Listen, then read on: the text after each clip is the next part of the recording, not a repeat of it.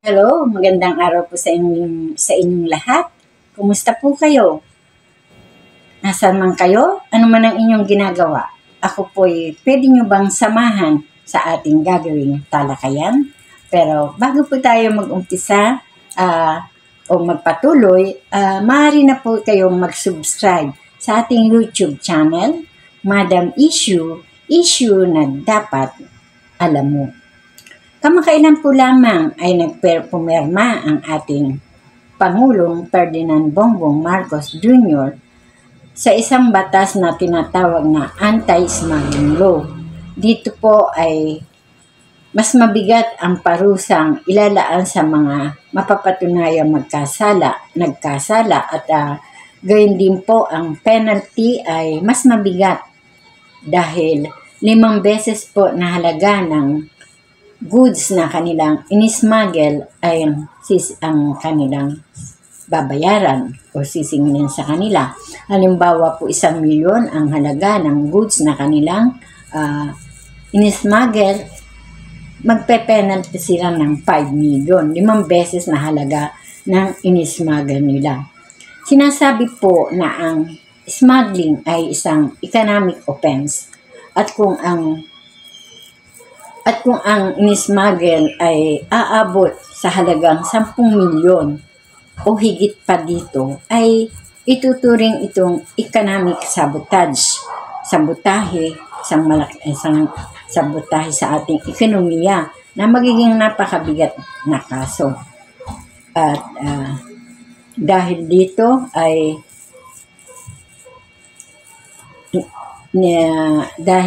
ay binigatan o nilagyan ng pangil ng ating gobyerno ang batas na sumasakop dito.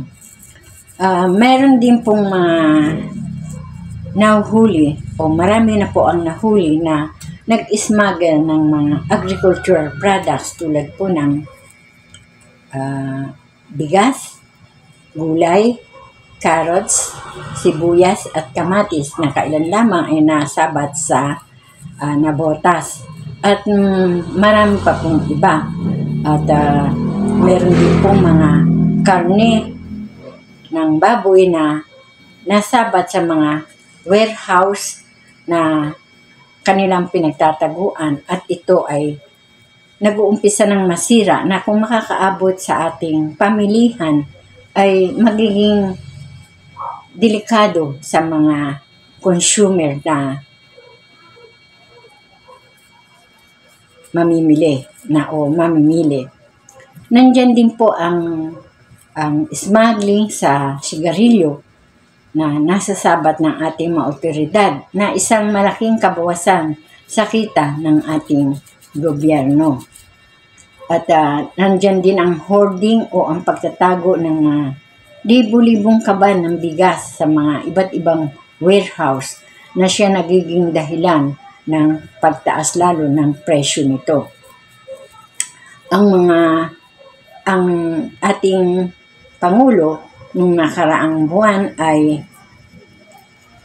nagpasa ng isang batas na nagpapababa sa taripa ng imported na bigas. Kaya para bumaba ang mga imported na bigas sa mga pamilihan, ang problema ay hinohoard o tinatago ng mga negosyante ang mga imported na bigas at kung kailan mas mataas na ang presyo ng bigas ay sa kanila ito ilalabas.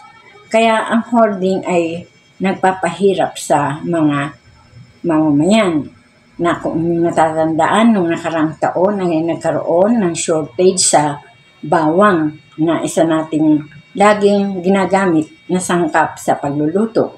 Ang mga nagninegosyo ng pagkain, lalo na yung mga lutong ulam, mga karinderya, restaurant, ay nagkaroon ng problema dahil sa sobrang taas ng sangkap na ito na bawang. Kaya isang napakalaking perwisyo ang pag-hoarding ng mga negosyante sa mga products na kanilang itinatago. At sa anti-smuggling law ay pinaprotektahan nito ang ating mga local farmers at local manufacturers. At dahil dito, ang mga smugglers ay magdadalawang isip na ituloy ang kanilang mga plano ng pag-i-smuggle dahil sa magiging mabigat na parusa na papataw sa kanila oras na sila ay mahuli sa kanilang ginagawa. At dahil dito ay maaring matigil o mabawasan man lang ang mga nag-i-smuggle ng mga, lalo na ng mga agricultural products na nakaka-apekto sa ating mga mamamayan at mga negosyante. At ano po ang inyong masasabi tungkol dito? Ano po ang inyong komento sa bagay na ito? I-comment lang po sa ating comment section ng ating YouTube channel, Madam Issue. Maraming salamat po at hanggang sa muli nating talakayan at nagpapasalamat muli sa inyo ang inyong ka-issue, Madam Issue. Hanggang sa muli, have a nice day. Thank you.